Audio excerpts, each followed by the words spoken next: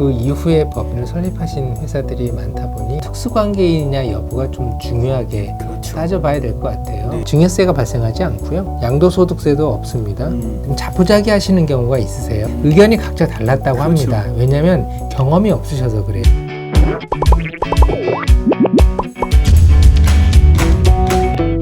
안녕하세요. 중소중견기업 보스들의 골치 아픈 고민을 타파해줄 보고파TV를 책임지고 있는 윤책임입니다. 자, 오늘은 세금을 피할 수 없는 차명 주식에 대해서 한번 얘기를 나눠보도록 하겠습니다. 옆자리는 경영 컨설팅 전문가 하정호 이사님 모셨습니다. 안녕하십니까? 안녕하세요. 네. 이 법인을 설립할 때 여러 가지 이유로 차명 주식을, 즉 명의신탁 주식을 보유하는 대표님들이 꽤 계십니다. 네. 나중에 본인 거라고 밝히고 가져오면 되는 거 아닌가 하고 이렇게 쉽게 생각하시는 분들도 덜어 있으시더라고요. 네네. 네. 생각보다 세금이 많이 나오지 않습니까? 맞습니다. 그래서 아니 이게 내 주식인 걸 밝히고 다시 돌려받겠다는데 왜 증여세, 가산세를 내야 되냐 이렇게 물어보시는 분들이 있지 않나요? 네, 있습니다. 세금이 많이 나오니까 그런 의구심이나 불만을 토로하시는데요. 네. 실제로 명의신탁을 한 그 순간은 결과적으로 봤을 땐 증여를 한 셈이죠. 그렇죠. 네. 증여를 하고 돈이 오고 가지 않은 상태에서 그분한테 명의를 준 만큼 그 증여를 했음에도 신고를 하지 않은 겁니다. 그렇죠. 네. 그래서 미신고에 대한 가산세가 나오게 될 거고요.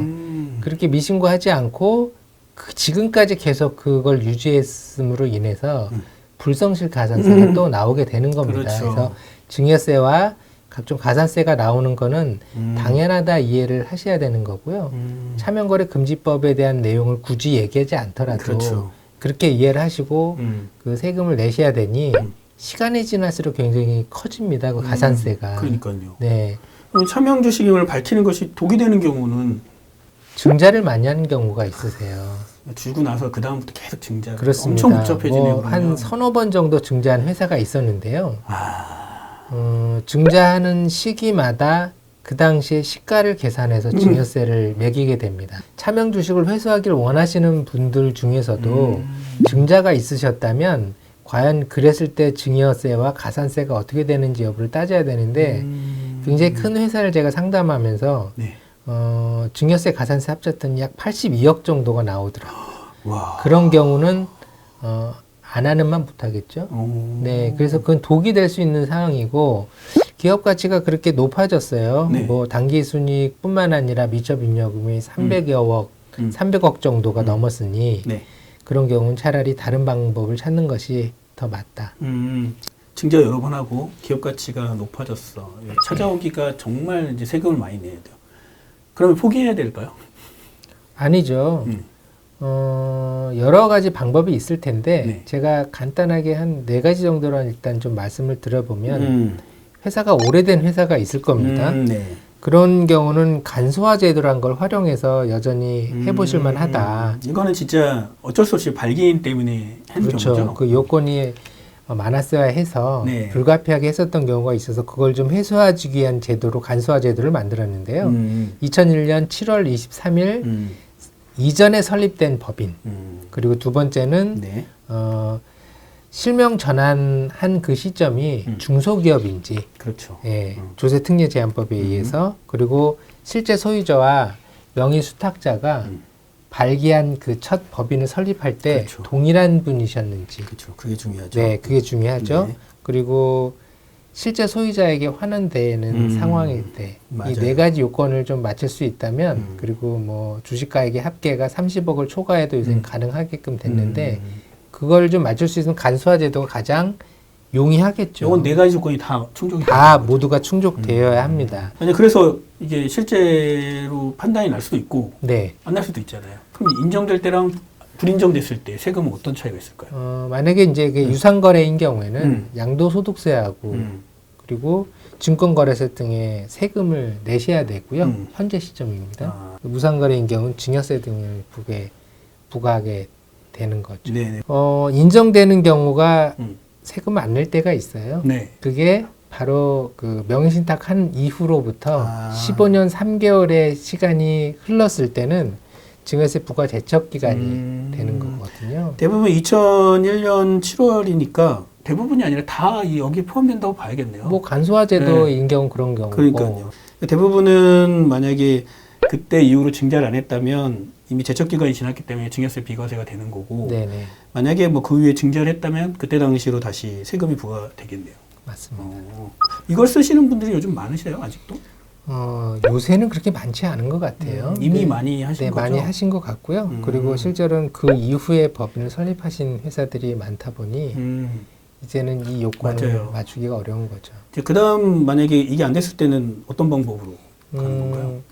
결국에는 명의신탁 해지했다라는 증빙을 만들어서 음. 과세관청에 제출하고 해지를 진행하는 방식이 돼야 되겠죠.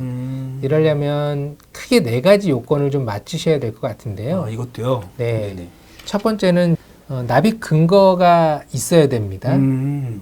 차명 주식이라고 하면 네. 내가 돈 다 냈다라는 증빙을 그렇죠. 갖고 있어야 되겠죠. 내가 냈다는 그래서 게. 금융증빙을 좀 확보하는 것이 중요할 것 같고요. 이게 가장 중요합니다. 네. 두 번째는 배당을 했었을 때 네. 차명주주가 배당을 가질 이유는 없지 않습니까? 맞아요. 그래서 회수했는지 여부를 좀 확인하는 것이 그것도 필요하고요. 그렇구나. 네. 그리고 당사자 명의 신탁을 해줘서 받은 분이 네. 사실은 내게 아니다라는 걸 확인할 수 있는 증빙 서류를 좀 요건을 만드는 것이 중요합니다. 네. 그리고 나서 그것도 이것 유도저도 없다라고 할 때에는 네. 결국에는 법원으로부터 그 판결을 받는 것이 중요하겠죠. 판결문을 받아서 진행하는 것, 이 정도 맞추셔야 될 것 같아요. 대신에 이건 그럼 현 시점으로 부과가 되는 거 아닙니까? 아니면 그 당시 때? 그 당시에 증여세와 가산세가 되는 것이고요. 아, 이건 명의신탁이 어쨌든 인정을 해주는 거니까. 네. 그러면 그런 증빙도 없어. 음. 그리고 밝힐 수 있는 그런 것도 없어. 그러면은 제가 생각할 때는 그냥 사오는 수밖에 없을 것 같은데. 맞습니다. 네. 저가 양수도를 하는 거죠. 음. 그럴 경우에는 일단 기본적으로 특수관계이냐 여부가 좀 중요하게 그렇죠. 따져봐야 될 것 같아요. 네. 그래서 액면가가 뭐 5천만 원이었는데 지금 현재는 시가가 한 3억 원 정도 된다. 네. 특수관계인이 아니라면 저가 양수도를 할 수 있죠. 네, 그래도 그 큰 문제는 안 법률에서. 생기겠네요. 네, 그래서 3억 이내로 맞춰서 그냥 액면가에 약간의 돈을 더 주는 방식으로 하게 되면 약 한 6천만 원 했다고 치면 한 2억 4천에 대한 부분이 더 낮춰서 네네. 했겠죠. 네네. 증여세가 발생하지 않고요. 그렇죠. 그리고 양도소득세도 없습니다. 증권거래세는 이제 내셔야 되는 거죠. 근데 금액이 크지 않으니까. 한 이 정도에 넘겨라. 음. 그럼 내가 돈을 이만큼 주겠다 하고 이것도 어디까지나 합의가 돼야 되겠네요. 그럼요. 합의가 돼야 되고요. 여기서 주의할 점은 실제로 돈이 오고 가야 됩니다. 구두상으로 하면 안 되고. 네. 그리고 또 한편으로는 그 돈이 네. 다시 되돌아오는 것이 음. 생긴다면 아무래도 과세관청은 혹시 이게 차명에 의한 저가 양수도 아닐까라는 걸 의심하기 때문에 그럴 수도 있겠네요. 이분을 돈을 바로 돌려받거나 이런 것이 있다면 권하고 싶진 않아요. 근데 대표님들이 되게 네.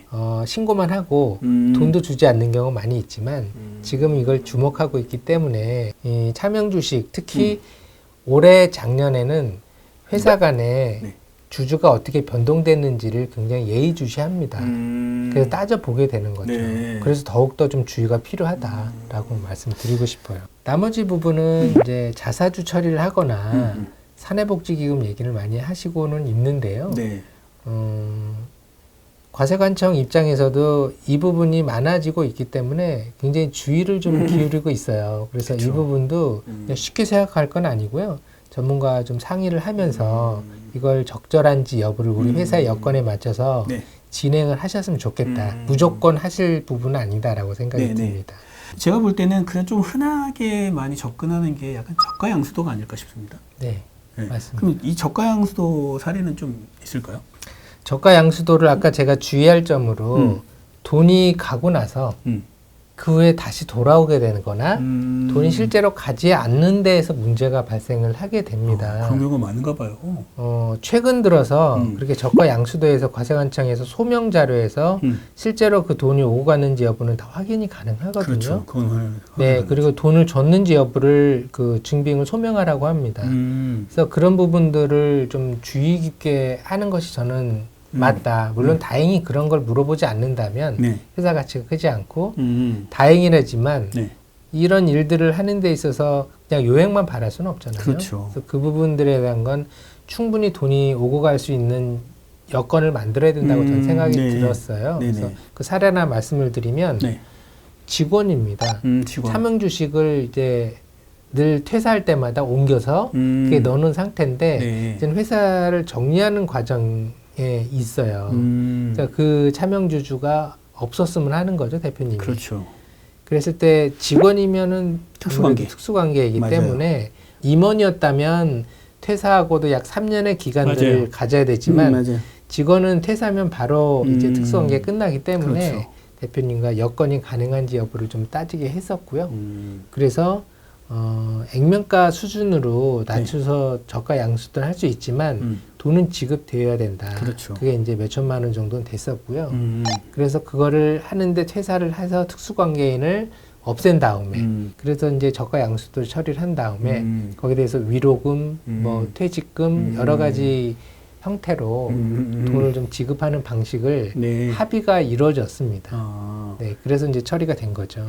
결론적으로 볼 땐 그 직원 입장에서는 어차피 이게 중소기업 그 주식을 갖고 있다는 게 상장하기 전까지는 처분하기가 어려운 거잖아요. 명목성을 그럼요. 갖고 있는 거잖아요. 네. 그래서 그것도 해결하는데 그렇게 하는 게 네. 정답은 아니었지만 그렇죠. 그 외에는 방법이 없었던 증빙도 없었고.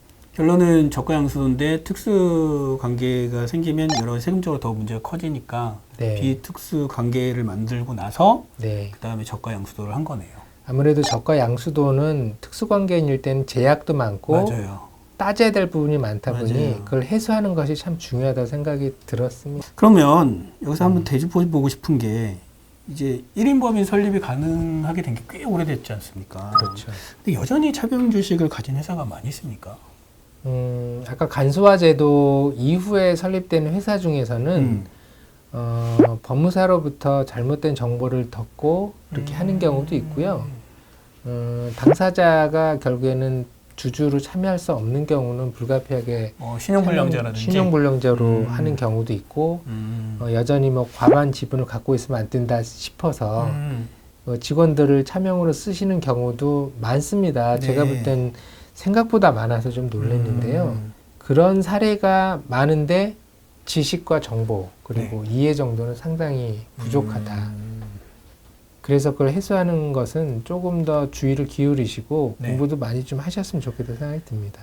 여러 가지 여건이나 다 되는데 내가 내 이름을 쓸 수 없는 상황일 때 주변에서도 그런 경우로 법인 설립 문의하시는 분이 있지 않으신가요? 네, 있죠. 그러면 어떻게 해야 되는 건가요? 이럴 때 진짜. 일단 기본적으로 타인을 그 주주로 쓰는 건 네. 나중에 뒤탈이 많기 때문에 그럼 결국에는 특수관계인인 우리 배우자나 자녀 이름으로 하고 금액을 처음에 설립할 때에도 자금을 출자할 때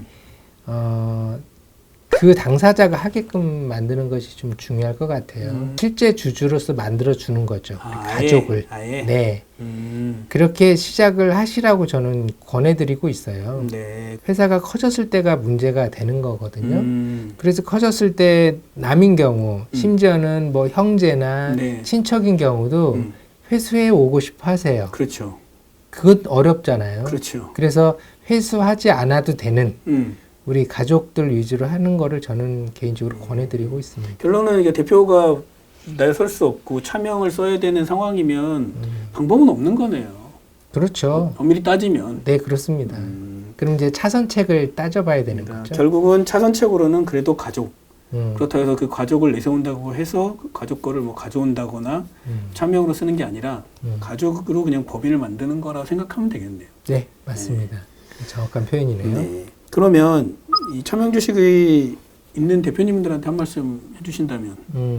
제가 차명 주주들이 있는 대표님들과 대화를 나누다 보면 네. 좀 자포자기 하시는 경우가 있으세요. 그렇게 십수년을 보내시고 났더니 회사 가치가 너무 커져 있는 거예요.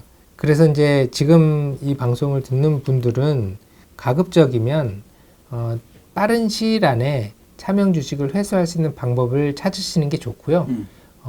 가능하다라고 저는 생각을 합니다. 네. 결국에는 이 차명 주식에 대한 증빙을 통해서 네. 근거를 통해서 하는 거라면 충분히 그 자료를 찾을 수도 있거든요. 네. 작년에 해소해드린 대표님은 열심히 유튜브도 보시고 뭐 법무사님한테도 물어보시기도 했다고 하고 은행의 지점장님 여러 경로를 했는데 의견이 각자 달랐다고 그렇죠. 합니다. 왜냐하면 경험이 없으셔서 그래요. 네. 그래서 경험을 많이 하셨을 때는 거기에 대한 솔루션을 많이 대안을 제시해 줄 수 있다고 저는 생각을 하고요. 네. 그래서 해소를 결국은 해드려서 굉장히 흡족해 하셨는데 네.